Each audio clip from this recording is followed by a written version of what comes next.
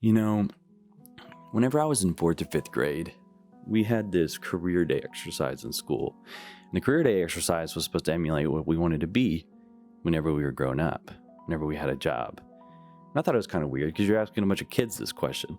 They don't know any better. But I chose a firefighter. And the only reason I picked a firefighter was because my classmates were picking it. They were picking very cookie cutter jobs, things like police officer, lawyer, firefighter, dentist, doctor, things of that nature. You get the point. Well, needless to say, it didn't happen. Didn't become a firefighter. Why? Because I was a kid. Kids just make decisions based off of nothing else but their own intuition. And the fact that we had an arbitrary decision to make based off what everybody else was doing, and maybe a little bit of the teacher coaching us towards a specific direction. But I was afraid still, nonetheless, to pick anything else outside of the norm of what was expected of us. Those cookie cutter jobs, the things that are admirable, things to look up towards. For whatever reason, I remember this day pretty specifically.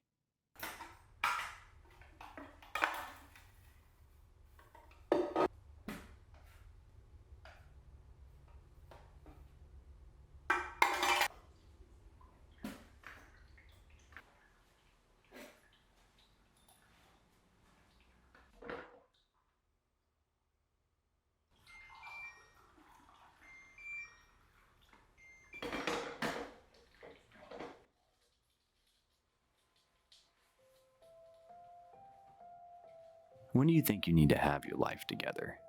You see, this is something I feel like a lot of us struggle with. At every stage in your life, you're always looking forward to whatever is going to be next because you think that is going to make it better for you. Whenever I was a kid, I would look up to teenagers because I thought, man, they were really cool. So I wanted to be cool, popular. I wanted to be able to have fun, just be older. Something about being older was always exciting, full of possibilities, really. And whenever you got to be a teenager, for me, it presented its own unique challenges and responsibilities. Insecurities start to pop up. Drama. Whenever you get to that point, you look forward in life, you think, man, when I get to be in high school, graduating high school, going to college, being out of college, you think, man, whenever I get to that point in my life, that's the marker that I'll be able to have that direction that I really need to start my life. Right before I graduated college, sure, I knew a little bit more of who I was and what I kind of wanted to do, but I still wasn't ready for the real world. And I was lucky enough to have met who is now the love of my life, and we've been married for 8 years. We have a 2-year-old. She's beautiful, both of them. Love it. I have a wonderful family. But at the time, I still wasn't prepared. And I was very happy with my wife. In my personal life, in my professional life, I was very unsatisfied. It was something that I was struggling with. I was creatively starving. I had a job after I graduated for about 1.5 years, and I hated it.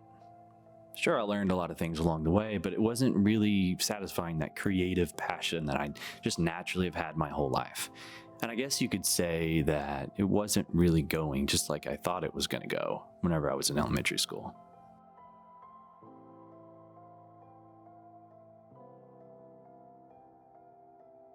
So I'm starting to really believe that why we struggle with this concept of having our life together, it's all just handed down by people who are older than us, that we should have our life together by a certain point.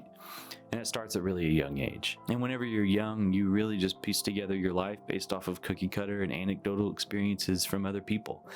And really what's important isn't how you get to this thinking. What's really important is that you can learn to be content where you are in the present, wherever you're at any point in your life. So as I was writing this out, I realized something. I realized that whenever I was growing up, I constantly tried to place myself in the future based off nothing else other than my own expectations and my own ideas that were formed by my surroundings. I was constantly trying to move the marker further and further in the future at every point in my life, rather than just living in the present. So I've set myself up for a lot of disappointment in my life because I wanted to have it all together, whatever that means for the moment in the stage that I was in, and it's just not really possible. It's something that a lot of people, kids, adults, teenagers, really have an issue with, and is something that I think we all need to come to terms with. If anyone ever tells you that they have it all together, if they have their life figured out and they're trying to give you the answers, they're not only lying to you, but they're lying to themselves. No one can have it all together, but I think it's important that we all get to a place to where we are just content where we are. Content where we are, and so we can live in the moment and be present. And I haven't lived but 31 years on this earth. I don't claim to know a whole lot or have figured out really much of anything in life, but I have learned some things along the way. I think the thing that I really tried to help my students with whenever I was a teacher was to just have them be themselves.